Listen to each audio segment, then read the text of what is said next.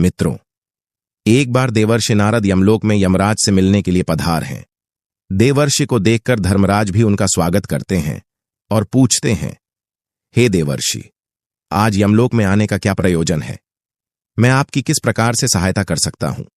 तब देवर्षि नारद कहते हैं, हे धर्मराज, आप तो न्याय के देवता हैं। मनुष्यों को उनके पाप और पुण्य कर्मों के आधार पर आप उन्हें स्वर्ग अथवा नरक में डालते हैं। इसीलिए आपको स्वर्ग और नरक लोक के बारे में सब कुछ पता है। मैं यहां पर यह जानने के लिए आया हूं कि नरक की वह कौन सी नदी है जिसमें पापी और पुण्य आत्माएं एक साथ गिरती है। वह नदी कैसी है, उस नदी का क्या नाम है और मृत आत्माएं उस नदी को कैसे पार करती हैं? कृपया आप मुझे इन सभी के बारे में बताने की कृपा करें। फिर धर्मराज जी कहने लगते हैं, हे देवर्षि, यमलोक के मार्ग में जो नदी पड़ती है उसे वैतरणी कहा गया है। यह नदी अगाध दुस्स और देखने मात्र से ही पापी मनुष्य को महाभयभीत करने वाली है। इस नदी में मांस, रक्त, पीप आदि से युक्त जल बहता रहता है। मांस और कीचड़ से व्याप्त इस नदी से अत्यंत दुर्गंध आने लगती है, जिसे पार करना पापी मनुष्यों के लिए बहुत कठिन होता है तथा यह नदी भयंकर नुकीले दांतों वाले जीव जंतुओं से व्याप्त है। फिर यमराज देवर्षि नारद को अपने साथ लेकर वैतरणी नदी की ओर प्रदान करते हैं। यमराज कहते हैं, देखिए देवर्षि, वैतरणी नदी में पापी आत्माएं यमदूतों के द्वारा गिराई जा रही है। पापी मनुष्य इस नदी को देखकर भयभीत हो जाते हैं, थर थर कांपने लगते हैं। जब पापी मनुष्य नदी के तट पर आकर खड़ा हो जाता है तो उसे देखकर वह वैतरणी नदी खौलने लगती है। उसका पानी उबलने लगता है, जिसे देखकर पापी उस नदी में उतरने से डरने लगता है। तब मेरे दूत उस पापी को धक्के मारकर नदी में गिरा देते हैं। उस पापी के नदी में गिरते ही नदी का जल तुरंत खौलने लगता है, जिससे उस पापी को असहनीय वेदना होने लगती है। उसका अंग अंग जलने लगता है। वह जोर जोर से चीखने चिल्लाने लगता है, किंतु किसी को भी उन पर दया नहीं आती। वैतरणी नदी का जलीय कीटाणुओं से तथा वज्र के समान सूंड वाले जानवरों से भी भरा हुआ रहता है। सूंस, घड़ियाल, वज्र, दंत तथा अनेक हिंसक एवं मांस भक्षक जलचर से वह महांधी भरी हुई है। यमराज कहते हैं, हे देवर्षि, पृथ्वी पर प्रलय के अंत में जैसे 12 सूर्य आकाश में एक साथ दिखाई पड़ते हैं, ठीक उसी प्रकार से नरक में भी 12 सूर्य आकाश से उस नदी को तपाते रहते हैं, जिससे नदी का पानी उबलने लगता है। उस महाभयंकर नदी में गिरने वाले पापी मनुष्य दर्द से चिल्लाते हुए करुण विलाप करने लगते हैं। उनके मुख से बार बार अपने परिवार के लोगों का नाम पुकारा जाता है, किंतु उनकी मदद के लिए वहां कोई नहीं आता है। दुष्ट और पापी लोगों की गति ऐसी ही होती है। वे सभी पापी मनुष्य वैतरणी नदी में इधर उधर भागने लगते हैं। ऊपर से तपते हुए 12 सूर्य की गर्मी से वे जलने लगते हैं। तो फिर वे नदी में डुबकी लगाते हैं, लेकिन नदी का पानी भी उनके शरीर को शांति नहीं देता है। वे उस गर्म जल में भी तड़पते रहते हैं। इतनी पीड़ा सहन करके वे अपने पाप कर्मों को याद करके दुखी होने लगते हैं। हे देवर्षि वैतरणी, नदी चारों ओर से भयानक भूखे जानवरों से भरी हुई है। वे सभी नुकीले दांतों वाले जानवर नदी में गिरने वाले प्राणियों को काटते रहते हैं, उन्हें कच्चा चबाने लगते हैं। सभी पापी लोग उन भयानक जानवरों को देखकर इधर उधर भागने लगते हैं, लेकिन फिर भी वे खुद की रक्षा नहीं कर पाते। फिर देवर्षि कहते हैं, हे धर्मराज, फिर जो लोग पुण्यवान होते हैं वे इस नदी को किस प्रकार से पार करते हैं? यमराज कहते हैं, हे देवर्षि, पुण्य करने वाले मनुष्य को यह वैतरणी नदी सुख प्रदान करने वाली होती है। इस नदी में गिरने पर उन्हें परमानंद की प्राप्ति होती है। इस नदी में अत्यंत सुंदर सोने से बनी हुई नौका है। उन नौकाओं में सवार मल्लाह उन नदी के तट पर आए हुए पुण्यवान मनुष्यों का स्वागत करते हैं और उन्हें प्रेम पूर्वक कहते हैं, हे महात्मा जन, आप इस नौका में सवार हो जाओ और सुखपूर्वक वैतरणी नदी को पार करो। जिसने पृथ्वी लोक पर पुण्य किए हुए होते हैं वही मनुष्य नौकाओं में बैठने के योग्य होता है। जो लोग पापी होते हैं उन्हें नदी के तट पर खड़े मेरे दूत धक्के मारकर नदी में गिरा देते हैं और नदी में मौजूद जीव और पक्षी उस पापी के शरीर पर चोंच से प्रहार करने लगते हैं। पुण्यवान मनुष्य को नदी का जल अत्यंत सुंदर और पवित्र दिखाई पड़ता है। उन्हें उस नौका में बैठने पर किसी प्रकार का कष्ट नहीं होता है और वे जल्दी ही उस महानदी को पार करके आगे चले जाते आते हैं। वे जब आगे इस नदी में चलने लगते हैं तो नदी में मौजूद हिंसक पशु उन्हें किसी भी प्रकार का कष्ट नहीं देते हैं। वे शांति से उन भयानक जानवरों के बीच में से चलने लगते हैं। फिर देवर्षि यमराज से कहते हैं, हे धर्मराज, कौन से पाप करने पर मनुष्य को इस महाभयंकर नदी में गिराया जाता है? यमराज कहने लगते हैं, हे देवर्षि, जो मूर्ख मनुष्य ईश्वर की, अपने गुरु की, अपने माता पिता की तथा अपने पूर्वजों की निंदा करता है, उनका अपमान करते हैं, बुढ़ापे में उनका सहारा बनने के बजाय उन्हें धक्के मारकर घर से बाहर निकाल देता है, उस पापी को इस वैतरणी नदी में गिराया जाता है।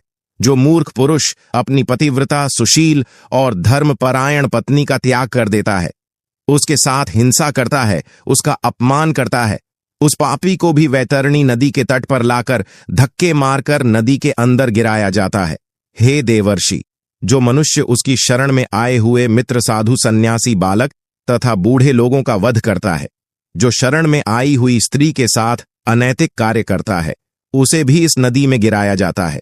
नदी के जल में गिरकर वह करुण विलाप करता हुआ अत्यंत कष्ट भोगता है।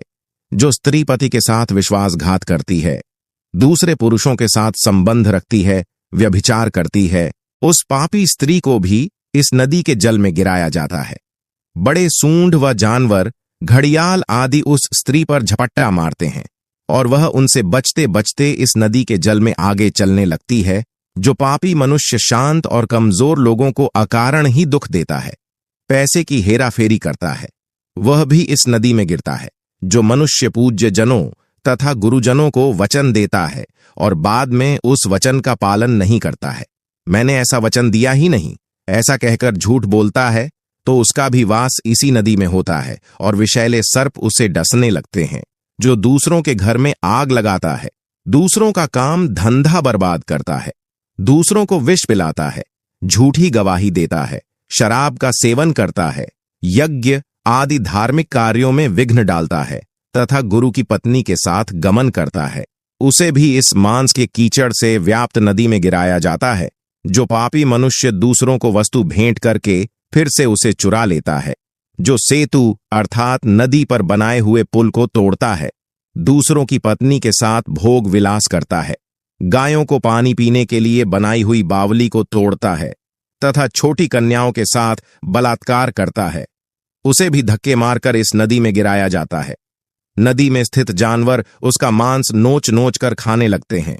जो भी मनुष्य दान नहीं करता, दान देकर बाद में पश्चाताप करता है, मांस का भक्षण करता है, गायों को मारता है, वह भी इसी नदी में गिरता है। अहंकारी, दूसरों की झूठी प्रशंसा करने वाला, गर्भपात करने वाला भी इसी नदी में गिराया जाता है। इतना सुनकर देवर्षि नारद आश्चर्यचकित हो जाते हैं और यमराज से कहते हैं, हे धर्मराज, इस महाभयंकर नदी का वर्णन सुनकर तो मेरे रोंगटे खड़े हो गए हैं, किंतु हे धर्मराज, मैंने सुना है कि नरक में एक और नदी भी है जो बहुत ही सुंदर और पवित्र है, कृपया आप उसका भी वर्णन करें। फिर धर्मराज कहते हैं, हे देवर्षि, इस वैतरणी नदी को पार करने के लिए मनुष्य को 17 दिन का समय लगता है और वह 18वें दिन मेरे नगर में पहुंचता है, जिसे यमपुरी कहा जाता है। इस नगर के पास पुष्प भद्रा नाम की नदी प्रवाहित होती है। अब मैं आपको इस नदी का वर्णन सुनाता हूं। पुष्प भद्रा नाम की जो नदी है, उसका जल अत्यंत शीतल और सौम्य होता है। जब सभी आत्माएं इस नदी के तट पर आती हैं, तो वे उस शुद्ध और पवित्र जल का पान करते हैं और आगे बढ़ते हैं। नदी के चारों ओर अत्यंत सुंदर वृक्ष और फूलों से सजे हुए पौधे होते हैं। पुण्य आत्माओं के ऊपर फूलों की वर्षा होती है और वे आनंद पूर्वक उस नदी में विहार करते हैं। वहां पर मौजूद स्वादिष्ट फलों का वे आनंद लेते हैं।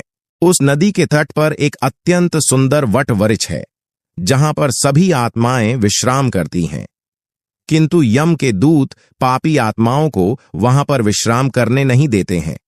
धक्के मारते हुए आगे चलने के लिए कहते हैं। उस प्राणी के पुत्रों के द्वारा जो भी मासिक पिंड दान किया हुआ होता है, उसे वह इस स्थान पर प्राप्त होता है और वह उसे खाकर आगे बढ़ता है। फिर देवर्षि कहते हैं, हे यमराज वैतरणी, नदी के ताप से बचने के लिए मनुष्य को कौन से कार्य करने चाहिए? यमराज कहते हैं, हे देवर्षि मनुष्य, यदि इस महातापी नदी को शीघ्रता से पार करना चाहता है तो उसे धरती लोक पर गाय का दान करना चाहिए। लाल अथवा काले रंग की शुभ लक्षणों वाली गाय का नाम वैतरणी रखना चाहिए और उस गाय का दान करना चाहिए जो मनुष्य धरती लोक पर गाय का दान करता है। वह यमलोक में गाय की पूंछ पकड़कर वैतरणी नदी को पार कर लेता है। गाय का दान करते समय कहना चाहिए, हे द्विज श्रेष्ठ महाभयंकर, वैतरणी नदी के बारे में जानकर मैं उसको पार करने की अभिलाषा से यह वैतरणी नाम की गाय आपको दान में दे रहा हूं। फिर गाय की पूंछ को हाथ में लेकर इस प्रकार से बोलना चाहिए, धेनु के त्वम प्रतीक सस्वतः आय देवेशी वैतरण नमोस्तुते। इस प्रकार से मंत्र बोलकर गाय का दान करने से गौ माता प्रसन्न होती है और वह मनुष्य यमलोक में सद्गति को प्राप्त करता है। वह वैतरणी नदी को आसानी से पार कर लेता है। जो व्यक्ति इस पृथ्वी पर गाय का दान देता है वह अपने समस्त अभीष्ट को सिद्ध कर लेता है। सुकर्म के प्रभाव से प्राणी को पारलौकिक सुख की प्राप्ति होती है। स्वस्थ जीवन में गोदान देने से 1000 गुना एवं रोगग्रस्त जीवन में 100 गुना लाभ निश्चित है। मरे हुए प्राणी के कल्याण अर्थ जितना दान दिया जाता है उतना ही उसका पुण्य है। अतः मनुष्य को अपने हाथ से ही दान देना चाहिए। मृत्यु होने के बाद कौन किसके लिए दान देगा? दान धर्म से रहित पूर्वक जीवन जीने से क्या लाभ? इस नश्वर शरीर से स्थिर कर्म करना चाहिए। आत्मा अतिथि है और वह एक ना एक दिन इस शरीर का त्याग करके चली जाएगी। इसीलिए बिना लोभ किए मनुष्य को दान अवश्य करना चाहिए। इस प्रकार से यमराज ने देवर्षि नारद को यमलोक की वैतरणी और पुष्पभद्रा नदी का वर्णन किया है। उम्मीद है आपको यह जानकारी अच्छी लगी होगी। वीडियो को लाइक जरूर करें और कमेंट में हर हर महादेव जय श्री कृष्ण अवश्य लिखें। साथ ही राइट टॉक यूट्यूब चैनल को सब्सक्राइब करें। आज के लिए बस इतना ही। वीडियो को अंत तक देखने के लिए आप सभी का धन्यवाद।